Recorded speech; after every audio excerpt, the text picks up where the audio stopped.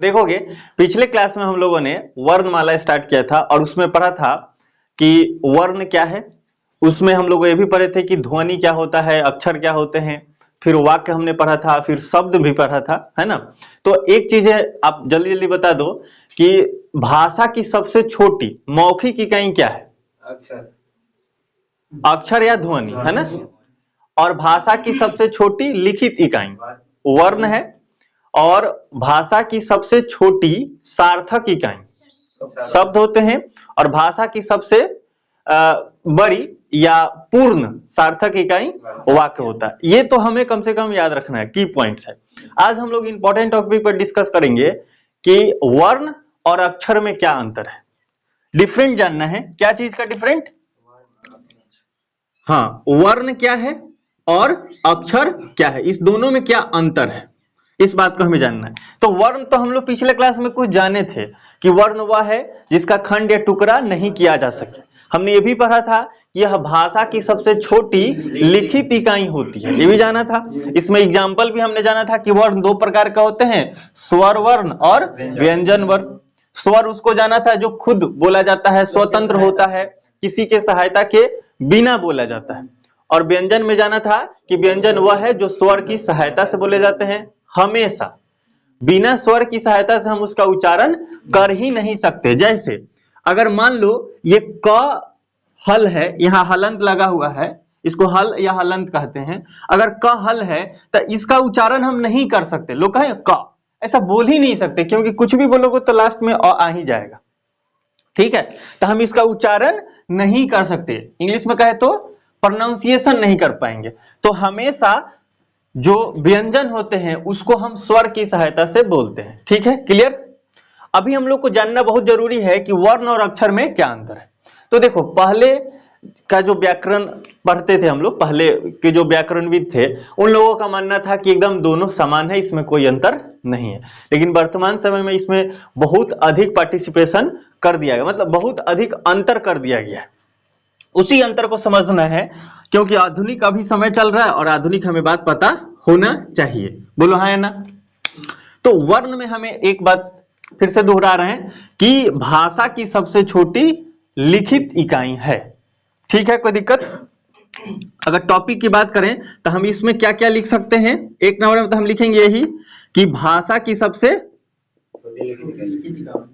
छोटी लिखित इकाई, लिखित इकाई। बोलो हाँ है ना। इसमें हमने ये भी जाना था कि जो भी ध्वनि है उस ध्वनि को अगर लिख देंगे उसी को क्या कहते हैं, वर्ण कहते हैं। बोलो हाँ है ना। ध्वनि का लिखित रूप, ध्वनि का लिखित रूप, ऐसा लिखे था ना, ध्वनि का लिखित रूप वर्ण कहलाता है, ठीक है। और हमने जाना था लिपि चिन्हों को, लिपि चिन्हों को वर्ण कहते हैं, लिपि चिन्हों को वर्ण कहते हैं। और लिपि चिन्हों को लिखने का तरीका लिपि कहलाता है ना, ये भी तो याद रखना है। दूसरी बात एक और जानना है कि वर्ण एक अनेकार्थी शब्द है, इसके अनेक अर्थ होते हैं। जैसे वर्ण का मतलब होता है रंग भी, वर्ण अगर कहा जाए तो रंग समझा जाएगा। वर्ण कहने का मतलब जाति भी होता है। वर्णा सिस्टम आपने पढ़ रहा था ना, हमारे धर्म ग्रंथों में भी इसका वर्णन है, जिसमें क्षत्रिय, ब्राह्मण, वैश्य, शूद्र, ये चार प्रकार के वर्ण सिस्टम था, वर्ण व्यवस्था। तो वर्ण एक अनेकार्थी शब्द है, इसका अलग अलग अर्थ होता है। कोई दिक्कत किसी को? इसी तरह से अक्षर भी अनेकार्थी शब्द है। अक्षर के लिए हम लोगों ने इसमें जाना था कि जिसका कभी नाश ना हो सके। देखो इसमें हमको क्या लिखना है, जिसका खंड या टुकड़ा ना हो, खंड या टुकड़ा, खंड या टुकड़ा न हो या ना हो, खंड या टुकड़ा ना हो। इसमें क्या है, जिसका नाश ना हो, नाश ना हो, है ना। अक्षर वह है जिसका कभी नाश नहीं होता है, और नाश नहीं हो रहा है तो इसको क्या कहेंगे, अविनाशी। इसका नाश नहीं हो रहा है इसलिए अविनाशी है, ठीक है। तो अक्षर अनेकार्थी शब्द के लिए अगर हम सोचेंगे तो अक्षर का अनेक अर्थ निकलेगा, अविनाशी, अविनाशी इसका मतलब होगा। और ये जिसका नाश नहीं हो रहा, क्या उसको स्थिर कह सकते हैं? कह सकते हैं। तो अक्षर का हम अनेकार्थी शब्द लेके आएंगे स्थिर, ठीक। उसके बाद हम क्या ला सकते हैं, क्या ब्रह्मा विष्णु ये लोग नाश हो सकते हैं? ये भी नाश नहीं होते, तो इनके लिए भी शब्द प्रयोग होता है। विष्णु के लिए भी शब्द प्रयोग होता है अक्षर, है ना। शिव के लिए, ब्रह्म के लिए भी यूज होता है अक्षर, और केसर जो होता है उसके लिए भी अक्षर शब्द प्रयोग होते हैं। तो सबसे इंपॉर्टेंट क्या जानना है, दोनों के दोनों शब्द अनेकार्थी अर्थ देते हैं। मतलब केवल अक्षर कह देने से ये मतलब नहीं होगा कि ये वाला अक्षर, इसका और भी अर्थ निकल सकता है। अलग अलग सेंटेंस में हम उसका यूज करेंगे, अलग अलग वाक्यों में, सब कोई दिक्कत। और यहां ध्यान रखना है जिसका कभी नाश ना हो सके। और इसमें हम ये भी अगर बात लिखना चाहें तो हम लिख सकते हैं ध्वनि का मौखिक रूप, ध्वनि का उच्चारित रूप। देखो यहां क्या है, ध्वनि का लिखित रूप है, यहां ध्वनि का मौखिक रूप है, उच्चरित रूप है। जो हम बोल रहे हैं ना कुछ भी, ये सारे ध्वनि, इसी को हम अक्षर कह रहे हैं।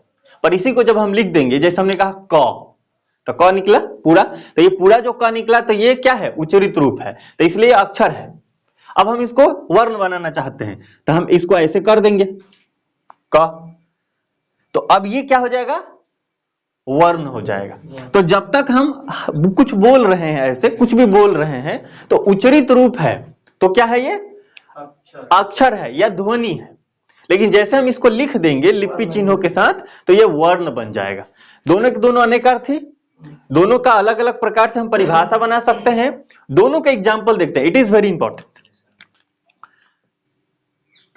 अच्छा, एक चीज इसमें और लिख लेते हैं। इसमें एक और चीज होता है कि श्वास, श्वास के एक आघात में उच्चरित ध्वनि इकाई। ठीक है, ये लाइन आपको ध्यान रखना है, श्वास के एक आघात में उच्चरित ध्वनि इकाई। मतलब हमने एक बार कोई भी कुछ भी बोल पा रहे हैं एक बार में। अब कलम नहीं बोलना, देखो कलम में आप सोचोगे ध्यान से तो कलम 3 बार आ रहा है, 3 बार उच्चारण आ रहा है ना। हाँ, एक बार में बोलना, एक आघात में। तो श्वास के एक आघात में उच्चरित ध्वनि जो होगा उसी को हम क्या बोलेंगे, अक्षर कहेंगे। तो श्वास के एक आघात में उच्चरित ध्वनि इकाई, जैसे हम कहे क, ख, की, का। चम्मच लिखना है तो च, म, च, तो इसमें हम 3 बार ले रहे हैं उच्चारण, है ना। तो श्वास का 3 आघात हो रहा है। तो अब एग्जाम्पल अब समझना ज्यादा इंपॉर्टेंट हो जाएगा। अब सोचो अगर उदाहरण अगर हमको देना है, उदाहरण अगर हमें देना है तो ध्यान से देखना, अ का उच्चारण हम कर पाएंगे या नहीं, एक आघात में अ। आ भी कर सकते हैं एक आघात में। उसके बाद अगर औ करना है, औ, औरत बोलना होगा तो क्या बोलेंगे, औरत। तो एक आघात में औ कहा गया, र फिर तो एक आघात में, तो इसको हम पूरा को क्या कहेंगे, अक्षर। तो इसका हम उच्चारण एक आघात में कर पा रहे हैं। दूसरी बात, जितने भी स्वर वर्ण होते हैं, अगर हम 11 कहें स्वर वर्ण, तो ये सारे 11 के 11 क्या हैं, अक्षर है। ठीक। दूसरी बात, अगर हम कहें की, का, तो इसमें देखो क जो है एक आघात में बोल रहे हैं क, इसमें हम अगर का कहना चाहें, का बोलना होगा, का, तो 2 आघात में बोल रहे हैं। ठीक है। अगर इसी तरह से हमको कौ बोलना होगा तो कौवा, एक आघात में कौ निकल रहा है। ठीक है। तो ये पूरा के पूरा क्या हो जाएंगे, अक्षर हैं। अगर हमको खी कहना होगा, खी। अच्छा, 12 खरी आपने सुना ना, ककहरा में जो लगा देते हैं, तो पूरा अब कखगा में लगा दो, क में लगा दो, ख में लगा दो, घ में लगा दो, है ना। अगर घू कहना होगा, मान लो घू, ऐसा, तो ये एक आघात में बोला जाएगा।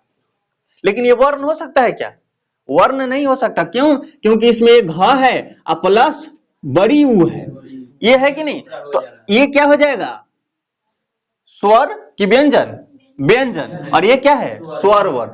इसमें 2 वर्ण हो गए। इसका क्या मतलब हुआ कि एक अक्षर में 2 वर्ण हो सकते हैं। ठीक है। अब आते हैं यहां पर, यहां अगर उदाहरण देना होगा, यहां अगर उदाहरण देना होगा तो हमें अ कहना है, आ भी कह सकते हैं, औ भी कह सकते हैं। जैसा कि आपको पता है जो बिना किसी के सहायता के बोला जाए। बिना सहायता के बोलने का क्या मतलब है, उच्चारण कर रहे हैं ना तो वही आना, जैसे लास्ट में भी अ सुनाई दे रहा है, ओ एकदम ये बोलने में एक मतलब ये आपको बहुत कम खिंचा रहा है और आसानी से बोल पा रहे हैं और किसी के सहायता के बिना बोल रहे हैं, कोई सहायता की जरूरत नहीं। लेकिन क हम कहना चाहेंगे ना क, तो कहना शुरू कर रहे हैं क, लेकिन लास्ट में ध्वनि क्या निकल रहा है, अ जैसा। तो हम क को अ की सहायता से बोल पा रहे हैं। तो इसलिए आपको ध्यान रखना है, ये जो है 11 जो टोटल होते हैं अ में और लास्ट में अंग अह, तो उसको तो अयोगवाह कहते हैं। तो 11 हम ले रहे हैं यहां पर। तो 11 जो स्वर है ये बिना सहायता से बोले जा रहे हैं और ये जो होंगे ये हम इनको रखेंगे वर्ण में। अब आते हैं हम व्यंजन में। तो व्यंजन जब बात करेंगे तो यहां पर आप देखना क हल लगा देंगे, च हल लगा देंगे। तो च हल लगाने का क्या मतलब है, इसका टुकड़ा नहीं कर सकते, क्योंकि अगर हम क लिखेंगे ना तो इसका टुकड़ा हो जाएगा, क हल प्लस अ। अब इसका हम टुकड़ा नहीं कर पाएंगे। तो वैसा चीज इसका कभी टुकड़ा खंड नहीं हो सकता, वो सबसे छोटा है। तो इसको हम क्या कहेंगे, अक्षर कहेंगे, सॉरी इसको हम क्या कहेंगे, वर्ण कहेंगे। जिसका कभी टुकड़ा नहीं हो सकता ये वर्ण हो जाएगा, क्योंकि क को हमने दो जगह तोड़ दिया, क हल और प्लस अ। तो क को हमने दो जगह मतलब इसको तोड़ दिया, तो तोड़ने के उपरांत जो हमें मिला है क हल और फिर अ, तो ये दोनों क्या हो जाएंगे, वर्ण, और ये क्या हो जाएगा, अक्षर। तो देखो यहां ध्यान से, यहां आप क्या देख रहे हो, ये पूरा है च हल है, क हल है, च हल है। अगर हमको प करना तो प हल करना पड़ेगा, लेकिन इसमें क्या होंगे, इसमें क है, च है और इसमें प है, इसमें हल नहीं है, यहां हल है। क्या हम यहां क हल लगा सकते, ध्यान से सुनना, क्योंकि हमने अभी आपको बताया क हल का उच्चारण ही नहीं कर पाएंगे, बोल ही नहीं पाएंगे ना, उसको बोलने के लिए तो हमको स्वर की सहायता चाहिए। तो जब हम उच्चारण ही नहीं कर सकते, यहां लिखा है श्वास के एक आघात में उच्चरित ध्वनि कहें, जब हम उच्चारण ही नहीं कर सकते तो कैसे कहेंगे। तो हम जो भी व्यंजन होते हैं, जो भी व्यंजन वर्ण होते हैं, हम उसको अक्षर नहीं कह सकते। तो एक ट्रिक बाहर निकल के पता है क्या आ रही है, इसमें ट्रिक बाहर निकल के आ रही है कि ये जितना भी होगा ना वो स्वर होगा, सारे के सारे स्वर क्या होंगे, अक्षर होंगे। और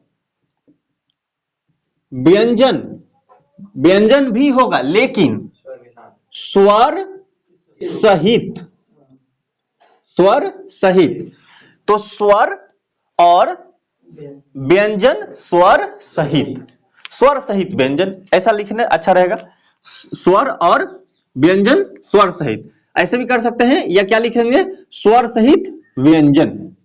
तो जो भी स्वर सहित व्यंजन है, जो भी स्वर सहित व्यंजन है और जितने भी स्वर हैं सब के सब क्या होंगे, एक अक्षर में आएंगे। संख्या आपको किसका ज्यादा लग रहा है,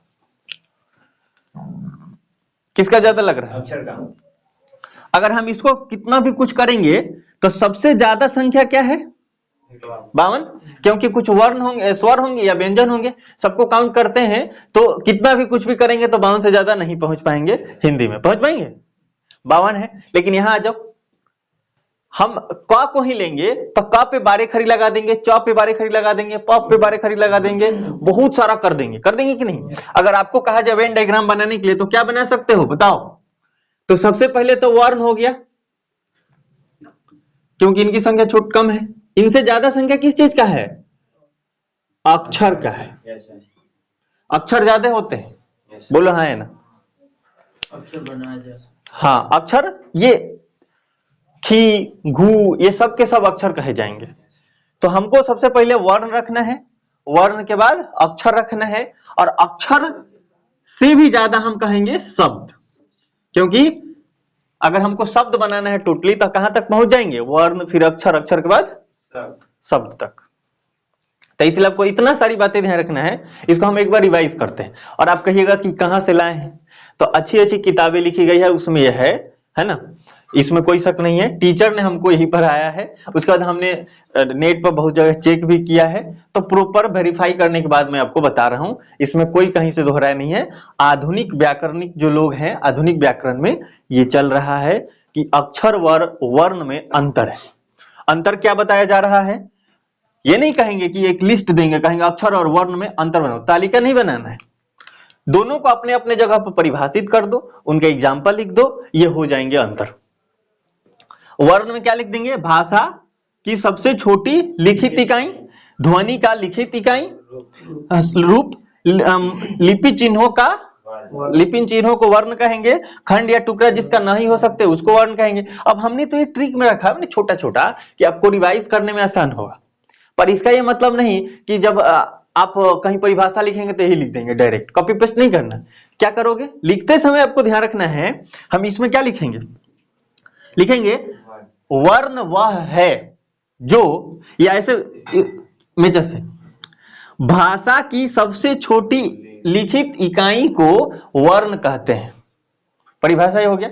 या फिर आप ऐसे भी लिख सकते हो, आपने लिखा परिभाषा, ठीक है, और उसके बाद ऐसे डैश दे दिया, नंबर लिखा 1, क्योंकि आपके पास कई परिभाषा है, तो आपने 1 में लिखा भाषा की सबसे छोटी लिखित इकाई को वर्ण कहते हैं। दूसरा लिखा आपने ध्वनि का लिखित रूप वर्ण कहलाता है। तीसरा आपने लिख दिया लिपि चिन्हों को वर्ण कहते हैं। चौथा आपने लिख दिया वर्ण वह है जिसका खंड या टुकड़ा नहीं किया जा सके। और उसके बाद आप उदाहरण लिख दीजिए, है ना, उदाहरण लिख दीजिए। और उदाहरण में आप क्या लिख सकते हैं?